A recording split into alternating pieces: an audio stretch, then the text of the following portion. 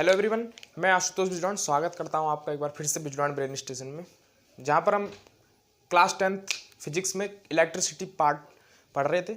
और इलेक्ट्रिसिटी में भी हम काफ़ी आगे बढ़ चुके हैं। काफ़ी इंपॉर्टेंट टर्म्स हमने डिस्कस कर लिए हैं, जिसमें हमने इलेक्ट्रिक करंट के बारे में पढ़ा, इलेक्ट्रिसिटी चार्ज के बारे में हमने पढ़ लिया था, क्वेश्चंस उस पर पढ़ लिए थे, क्वांटाइजेशन ऑफ चार्ज हमने पढ़ लिया था। तो आज हम एक और नया कंसेप्ट आपके लिए लेके आए हैं, which is potential difference. Basically समझने में इसको थोड़ा दिक्कत होती है कि पोटेंशियल डिफरेंस होता क्या है। तो चलिए शुरू करते हैं बिना किसी देरी के। और अगर आप हमारे चैनल पे अभी नए हैं तो प्लीज़ चैनल को सब्सक्राइब करने ना भूलें। तो चलिए शुरू करते हैं आज पोटेंशियल डिफरेंस। बच्चों, पोटेंशियल डिफरेंस समझने से पहले आपको 2-3 टर्म समझनी होगी। जो है, एक तो पोटेंशियल है हमारा। पोटेंशियल बच्चों, जो पोटेंशियल होता है इसका मीनिंग होता है, अगर जनरल देखा जाए, एबिलिटी। जो पोटेंशियल हम कहते हैं ना कि भाई किसी पे कितना पोटेंशियल है, तो पोटेंशियल का मतलब होता है एबिलिटी, क्या उसकी एबिलिटी है। ठीक है, तो पोटेंशियल जो है वो एक एबिलिटी के रूप में काम करता है। अब किसकी एबिलिटी देखो, एक तो ह्यूमन बीइंग्स की एबिलिटी हो गई, या फिर अगर हम इलेक्ट्रिसिटी पढ़ रहे हैं तो इलेक्ट्रिक करंट की एबिलिटी क्या है। और यहीं अगर हम इसको ग्रेविटेशनल में पढ़ें तो ग्रेविटेशनल पोटेंशियल एक वर्ड आता है, वो भी एक पोटेंशियल है। तो हर एक पॉइंट में अलग अलग पोटेंशियल होता है। ठीक है ना। तो 2 कंसेप्ट हम यहाँ पढ़ेंगे, एक पोटेंशियल का पढ़ेंगे, उसके बाद पोटेंशियल एनर्जी का पढ़ेंगे। इलेक्ट्रिक पोटेंशियल एनर्जी क्या रहने वाली है, ये सब डिफरेंट है। और इलेक्ट्रिक पोटेंशियल एनर्जी जो है, या पोटेंशियल एनर्जी जो भी है, ये अलग अलग प्रकार की है। 4 प्रकार की वैसे पोटेंशियल एनर्जी होती है। जो जनरली हम देखते हैं mgh, वो पोटेंशियल एनर्जी, और ये पोटेंशियल एनर्जी थोड़ा बहुत अलग अलग है। तो चलिए समझते हैं इसको। पोटेंशियल का मतलब क्या है, देखिए, मान लो कोई चार्ज हमारे पास है, यहाँ पे कोई पॉजिटिव चार्ज हमने कंसिडर कर लिया, और ये इसका फील्ड इसने जनरेट कर रखा है कि इसके आसपास जो भी आएगा उस पर ये अपना इफेक्ट या अपना पोटेंशियल लगाएगा। ठीक है ना। तो ये एक हमारे पास एक पॉजिटिव चार्ज हो गया, और एक अनदर चार्ज हमने लिया और उसको इस प्लेस पे रखा, सेम पॉजिटिव। तो क्या होगा, ये पीछे जाएगा, इस पे फोर्स लगेगा इस डायरेक्शन में। ठीक, फोर्स क्या है, एक वेक्टर क्वांटिटी है, तो फोर्स लगेगा इस पे। तो फोर्स लगेगा, तो इस फोर्स को क्या नाम दिया जाता है, इससे कहते हैं इलेक्ट्रिक फोर्स या इलेक्ट्रोस्टैटिक फोर्स। इलेक्ट्रोस्टैटिक फोर्स, अभी डेफिनेशन पे बाद में बात करेंगे, लिख दी है मैंने। तो इसे कहते हैं इलेक्ट्रोस्टैटिक फोर्स, जो आप क्लास 12th में पढ़ने वाले हो डिटेल में कि इलेक्ट्रोस्टैटिक फोर्स क्या होता है। तो इस पे क्या लगेगा, फोर्स। क्यों लगेगा, क्योंकि नेचर ही इस चार्ज का ऐसा है, इस चार्ज को स्टेबल कर रखा है, यानी इस चार्ज फिक्स है यहाँ पे, इसे फिक्स्ड कर दिया है। ठीक है ना, इस पे कोई मूवमेंट नहीं है, इस चार्ज पे मूवमेंट है। तो क्या होगा, ये इसको बैक करेगा, क्योंकि इसका नेचर ही ऐसा है चार्ज का कि like charge repel each other, unlike charge attract each other. ठीक है ना। तो ये इसको बाउंस बैक करेगा वापस। ठीक, तो पोटेंशियल क्या हुआ, देखो,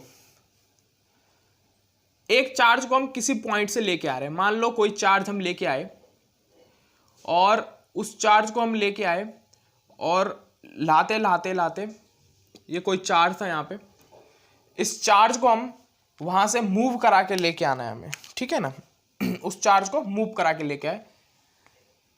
तो जैसे, और मूव कैसा कराना है कि काइनेटिक एनर्जी कांस्टेंट रहे।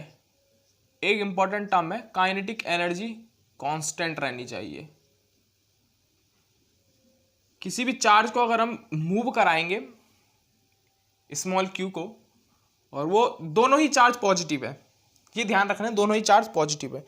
तो चार्ज को जब हम मूव करा रहे हैं तो क्या होगा, इसकी काइनेटिक एनर्जी पहले तो कांस्टेंट रहनी चाहिए, यानी एक्सीलरेशन इसका 0 रहना चाहिए। विदाउट एक्सीलरेट कराए हमें इसको मूव कराना है, तो काइनेटिक एनर्जी कांस्टेंट।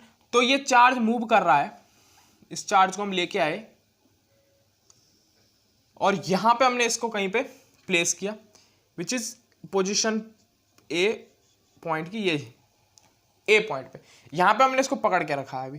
तो जैसे जैसे हम इसको इधर ला रहे हैं, वैसे वैसे क्या हो रहा है, डिस्टेंस से कवर कर रहा है, वैसे वैसे ये डिस्टेंस भी कवर कर रहा है। और साथ में एक और बात हो रही है, क्या बात हो रही है कि ये जो चार्ज है इसने अपना क्या फील्ड बना रखा है, और ये क्या कर रहा है, इसको इस पे अपना इलेक्ट्रोस्टैटिक फोर्स लगा रहा है, या इस पे फोर्स अप्लाई कर रहा है, जिससे इसको पीछे भेजने की एबिलिटी ले रहा है ये।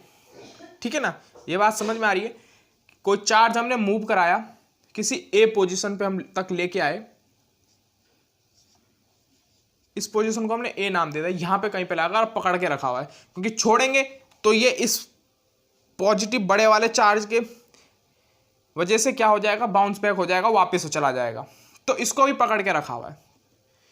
तो जब ये चार्ज यहां से उठा के हम लेके आए धीरे धीरे धीरे धीरे विदाउट एक्सिलरेट कराए, तो क्या है, काइनेटिक एनर्जी तो कांस्टेंट है हर एक पॉइंट पे। तो क्या बढ़ रहा है, जैसे जैसे हम मूव करा रहे हैं वैसे वैसे इसका क्या हो रहा है, पोटेंशियल बढ़ रहा है, क्योंकि जैसे जैसे इसके नजदीक आएगा वैसे वैसे तो इस पर फोर्स ज्यादा लगने लगेगा ना, क्योंकि जितना नजदीक हम आएगा उतने ज्यादा तेजी से उसको फोर्स बाउंस बैक करेगा। आपने मैग्नेट में तो देखा ही है, जितना नजदीक हम किसी चीज को लाते हैं वो उतना दूर जाता है। अगर अपोजिट नॉर्थ पोल या साउथ पोल, अपोजिट पोल आपस में मिले, तो इस चार्ज को जैसे जैसे हम लेके आ रहे हैं और इस पोजीशन तक लाने में जो डिस्टेंस इसने कवर करी, ठीक है ना, और साथ में क्या करा, इसने वर्क डन करा, डिस्टेंस भी कवर करी और वर्क डन भी करा, और साथ में क्या, फोर्स भी अप्लाई हो रहा है। तो क्लास 9th फोर्स क्या होता है हमारे पास, ma मास इंटू एक्सिलरेशन। ठीक है ना, तो एक्सिलरेशन जीरो, यानी फोर्स हमारे पास लग रहा है कि जीरो है, लेकिन यहां पे जीरो नहीं है, कांस्टेंट है एक्सिलरेशन। ठीक है ना, ये ध्यान रखनी बात। और साथ में क्या बात है, वर्क डन हमारे पास क्या होता है, force into displacement, force into displacement. तो देखिए जैसे जैसे हम इस चार्ज को मूव करा रहे हैं, ये डिस्टेंस यहां से लेके यहां तक कवर कर रहा है, तो डिस्टेंस भी इसने कवर करी या डिस्प्लेसमेंट इसने करा। ठीक है ना, और साथ में इस चार्ज की वजह से इस पे फोर्स भी अप्लाई हो रहा है, तो फोर्स इंटू डिस्प्लेसमेंट क्या हो गया, वर्क डन हो गया। तो दैट मीन्स इस चार्ज को यहां तक मूव कराने में कुछ वर्क डन किया होगा, इस चार्ज को यहां से यहां तक मूव कराने में कुछ वर्क डन हमने किया होगा। तो उस वर्क डन को हमने नाम दे दिया वर्क डन ए, यानी WA। ठीक है, और एक बात और समझो, जब ये चार्ज मूव करा रहे थे हम, तो इसकी काइनेटिक एनर्जी तो कांस्टेंट रखी हुई थी हमने, लेकिन जब काइनेटिक एनर्जी भी है कांस्टेंट दिखा रखी है, दैट मीन्स उस पर काइनेटिक एनर्जी है ही नहीं। ये समझिए आप, कांस्टेंट के मतलब एक फिक्स्ड वे में उसको, फिक्स्ड मोशन या फिक्स्ड वेलोसिटी में उसको मूव कराना।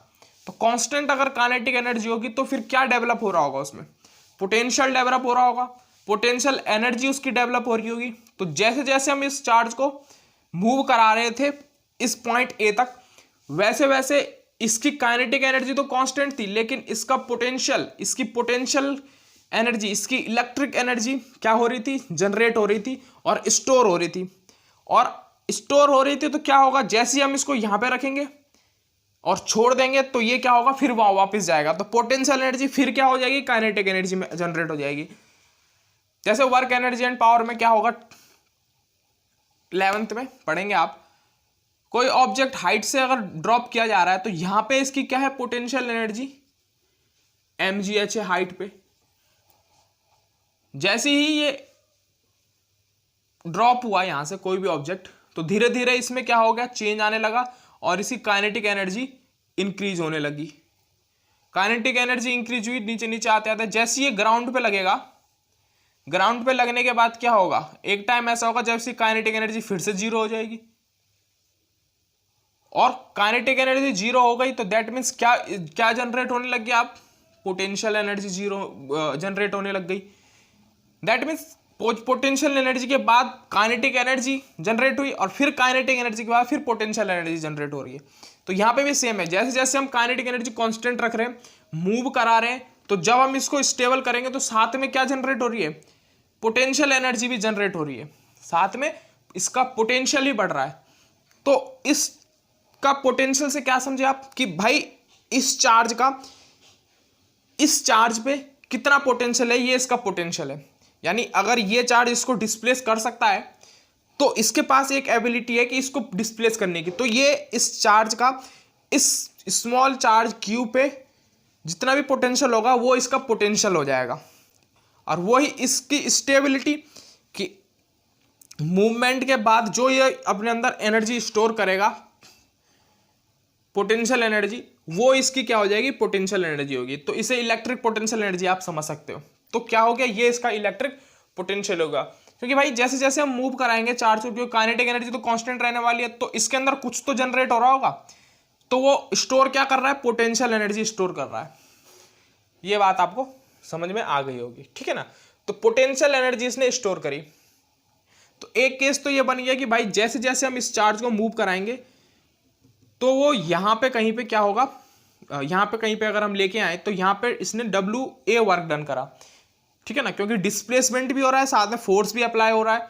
तो दोनों ही अगर चीज है तो वहां पे वर्क डन होना जरूरी है, ठीक है ना, यह वर्क डन वहां होगा ही होगा। नेक्स्ट केस एक समझे और आप एक दूसरा केस देखें। मान लो दूसरा एक चार्ज हम लेके आए, सेम पोजीशन से एक दूसरा चार्ज लेके आए और उस चार्ज को यहां पे कहीं पे प्लेस कर दें, Q डैश चार्ज, ठीक, और ये पोजीशन हमारी B है। तो इस चार्ज को यहां तक लाने में जितना वर्क डन होगा उतना ही यहां से यहां तक लाने में होगा, क्या नहीं होगा। तो आप देखेंगे कि भाई इस चार्ज को यहां तक लाने में जो वर्क डन हमने किया, क्योंकि जैसे जैसे हम इस बड़े चार्ज के नजदीक उस छोटे चार्ज को ला रहे थे, फोर्स उतना ही ज्यादा बढ़ रहा था, प्रेशर उतना ही ज्यादा दूसरी तरफ से आ रहा था इसको बैकवर्ड करने के लिए, उसको बाउंस बैक करने के लिए। तो इसको हमने यहाँ पे स्टेबल करके रखा है। तो यहां से इस इनिशियल पोजीशन से इस फाइनल पोजीशन तक लाने में जो वर्क डन करा, उससे चार्ज ए को जो वर्क डन करना पड़ा वो ज्यादा होगा किससे, दूसरे चार्ज को लाने में, दूसरे चार्ज की बी पोजीशन तक लाने में। क्योंकि देख रहे हो आप, ये जो जितना नजदीक उस पर उतना ज्यादा फोर्स, जो जितना ज्यादा नजदीक उस पर उतना ज्यादा फोर्स यहां पे जनरेट होगा, ये आप सब जानते हैं। तो इस पॉइंट से इस चार्ज को मूव करने में पहले ए पोजीशन पे लाया, तो यहां पे इस बड़े चार्ज का फोर्स इस पे ज्यादा अप्लाई होगा, ज्यादा लगेगा, ठीक है ना। और वर्क डन भी ऑब्वियस सी बात है ज्यादा होगा, क्योंकि डिस्टेंस ज्यादा कवर कर रहा है, फोर्स ज्यादा लग रहा है, तो या डिस्प्लेसमेंट ज्यादा कवर कर रहा है, फोर्स ज्यादा लग रहा है, तो क्या होगा, वर्क डन भी ज्यादा होगा। और डिस्प्लेसमेंट भी कम है या डिस्टेंस भी कम है और फोर्स भी कम लग रहा है, तो वर्क डन भी कम होगा। तो यहां पे जो इसका वर्क डन होगा वो क्या होगा, W ऑफ B, ठीक है ना, वो क्या होगा, W ऑफ B। अभी बस क्या बात हुई है, केवल पोटेंशियल एनर्जी की बात हुई है कि भाई जब हम चार्ज को मूव करा रहे थे तो काइनेटिक एनर्जी जैसे जैसे कांस्टेंट थी, तो वैसे वैसे उसकी पोटेंशियल एनर्जी जनरेट हो रही थी और एक पॉइंट पे रख रहा था। और जैसे ही हम इस पे अब इसको स्टेबल करना छोड़ दें, ये क्या होगा, वापस अपनी पोजीशन से दूर जाएगा, स्टेबल पोजीशन से दूर भागेगा, क्योंकि उसका नेचर ही ऐसा है, ठीक है ना। तो ये पोटेंशियल एनर्जी जनरेट कर रहा था, और वो पोटेंशियल एनर्जी कहाँ यूज हो रही थी, वापस उसके मोशन में, उसको जब वो बाउंस बैक कर रहा था ये चार्ज, तो वो पोटेंशियल एनर्जी वहां यूज हो रही थी, ठीक है ना। तो वहां यूज हो रही थी और उससे उसका मूवमेंट बढ़ रहा था। अब दूसरी बात हमने कही कि भाई जो वर्क डन हम दूसरे चार्ज को ला रहे हैं वो वर्क डन किसी अनदर पॉइंट पे, और एक वर्क डन जो हमने पहले कराया किसी चार्ज का, ये दोनों आपस में क्या होंगे, बराबर नहीं होंगे। तो कैसे होंगे, जो वर्क डन Q चार्ज ने करा, बड़े Q स्मॉल Q चार्ज दूसरा A पॉइंट पे हुआ, WA, वो हमेशा ग्रेटर होगा WB से, ये आप सब जानते हैं, क्योंकि जितना डिस्प्लेसमेंट उतना फोर्स और उतना वर्क डन। तो WA ग्रेटर होगा हमारा पास WB से, ये आप सब जानते हैं, ठीक। तो पोटेंशियल एनर्जी की बात आपको समझ में आ गई होगी। अब पोटेंशियल पे बात करते हैं। पोटेंशियल क्या हो कि जो वर्क डन वो चार्ज कर रहा है, उस ही चार्ज से उसके अगर वर्क डन को हम डिवाइड कर दें तो वहां पे पोटेंशियल जनरेट हो जाएगा, उसे क्या कहेंगे, पोटेंशियल हो जाएगा। तो अगर हम WA को डिवाइड करें उसी चार्ज से Q से, तो ये ग्रेटर हो जाएगा WB से, और इसे पोटेंशियल, इसे क्या कहा जाता है? इसको ही पोटेंशियल कहा जाता है, इसे ही पोटेंशियल कहा जाता है। Work done upon charge is equal to potential, is equal to potential. और पोटेंशियल को रिप्रेजेंट किससे करते हैं? V से। तो VA is greater than VB। ये कंडीशन अप्लाई होगी और होनी भी चाहिए, क्योंकि देखो वर्क डन यहां पे कम करना पड़ रहा है B पोजीशन तक लाने में, और A पोजीशन लाने में वर्क डन ज्यादा करना पड़ रहा है, क्योंकि फोर्स ज्यादा बढ़ रहा है। जैसे जैसे नजदीक आ रहे हैं फोर्स बढ़ता जा रहा है। तो पोटेंशियल क्या हुआ? जो चार्ज को मूव कराने में जो वर्क डन हुआ, उस वर्क डन को अगर उसी ही चार्ज से डिवाइड कर दे तो वो क्या होगा? उसका पोटेंशियल होगा। इस बड़े चार्ज से डिवाइड नहीं करना है, करना छोटे चार्ज से जिसे हम मूव करा रहे हैं, तो उसे क्या कह देंगे? पोटेंशियल हम कह देंगे। तो पोटेंशियल हमारे पास क्या हुआ? और अगर देखें इसको समझें, अगर हाँ यहां तक आप समझ में आ गया कि वर्क डन अपॉन ए, ये बड़ा होगा VA ग्रेटर देन VB। तो पोटेंशियल हम अगर समझे अलग भाषा में, तो work done upon charge, work done upon charge is called potential.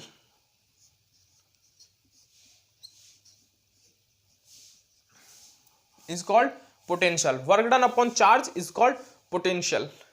Units अगर इसकी बात करें, यूनिट्स की पोटेंशियल की यूनिट क्या होगी? तो वर्क डन की यूनिट आप सब जानते हैं क्या होते हैं? जूल। ठीक है ना, वर्क डन की यूनिट आप सब जानते हैं जूल, और चार्ज की आप जानते हैं सब कूलाम। तो जूल पर कूलाम इसकी यूनिट रहेगी। ठीक है ना, ये थी बात पोटेंशियल की। अब बात करते हैं थोड़ा सा पोटेंशियल डिफरेंस की।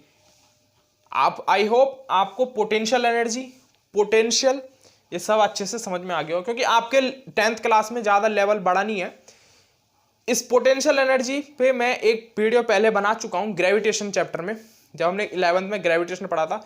और अगर आपको डिटेल में उसे समझना है तो उस पर एक पूरा डिटेल है, आप डिटेल में लेक्चर है, आप उसे सर्च कीजिए ग्रेविटेशनल पोटेंशियल बिजलौन ब्रेन स्टेशन, तो आपको वहाँ पे उसकी वीडियो मिल जाएगी। नहीं तो सीधे सर्च कीजिए बिजलौन ब्रेन स्टेशन, ग्रेविटेशनल बिजलौन ब्रेन स्टेशन, तो आपको पूरी डिटेल, और नहीं तो चैनल पे विजिट करके आप वहाँ से प्ले लिस्ट तो देख ही सकते हैं।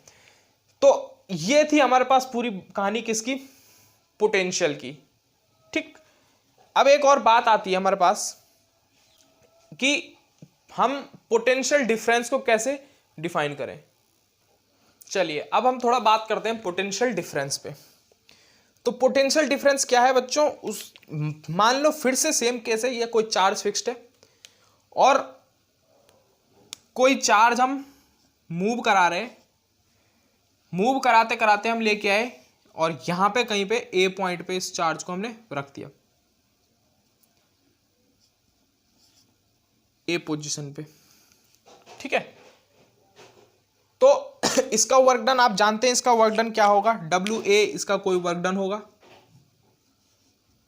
WA इसका कोई वर्क डन होगा। सेम एक अनदर चार्ज हम लेके आए कहीं B पोजीशन पे, ठीक है, B पोजीशन पे हम लेके आए, तो इसका वर्क डन क्या होगा? WB इसका वर्क डन होगा। क्या होगा इसका? WB इसका वर्क डन होगा। ठीक है ना, तो इस चार्ज का इसके साथ कुछ इस तरीके का एरिया जनरेट होगा, क्योंकि ये इस पे, ये पोटेंशियल बड़ा चार्ज इस पे इस तरीके का एरिया जनरेट कर रहा होगा, और ऐसी इस पे भी एक कोई पोटेंशियल बना रहा होगा अपना। अभी हमने पीछे पढ़ा पोटेंशियल बना रहा होगा। पोटेंशियल यानी एबिलिटी, इसको बाउंस बैक करने की एबिलिटी यहां तक ज्यादा होगी, यहां पे कम होगी। पिछले लेक्चर में हम चार्ज मूव करा रहे थे, लेकिन हमें पता नहीं था कि वो चार्ज कहां से आ रहा है। देखिए, जितना नजदीक चार्ज होगा उतना पोटेंशियल इस चार्ज का इस पे होगा, इस बड़े चार्ज का इस छोटे चार्ज पे उतना ज्यादा पोटेंशियल होगा जितना नजदीक कोई चार्ज होगा।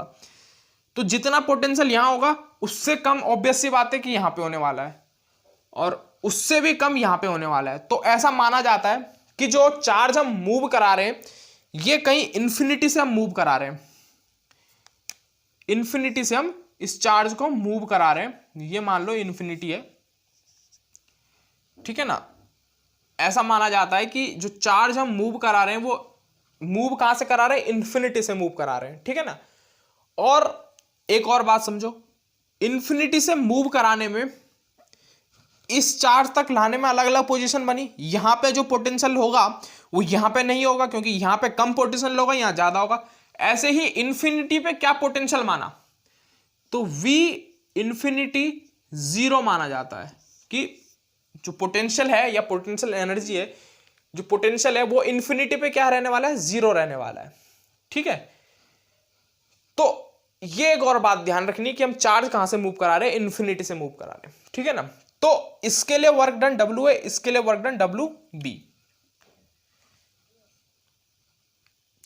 ठीक है, तो आप जब हम 9th में थे तो आप क्या करते थे, किसी भी, देखिए हमें, अब मान लो जो चार्ज हमने मूव कराया WA पे, वो चार्ज हमने, इस इंफिनिटी की बात छोड़ दो, जो WA तक हमने चार्ज लाया वो हमने लाया इस पोजीशन से। ये मान लो कि जो B पोजीशन थी हमारी, इस पोजीशन से इस A पोजीशन तक इस WA वर्क डन के साथ इस चार्ज को मूव कराया, Q चार्ज को मूव कराया। तो हमें क्या निकालना है, इन दोनों चार्ज के बीच में कितना मूव वर्क डन हुआ। मतलब अभी तो आप समझ रहे हो कि WA पे वर्क डन ज्यादा है, WB पे वर्क डन कम है, लेकिन कितना ज्यादा है ये हमें फाइंड करना है।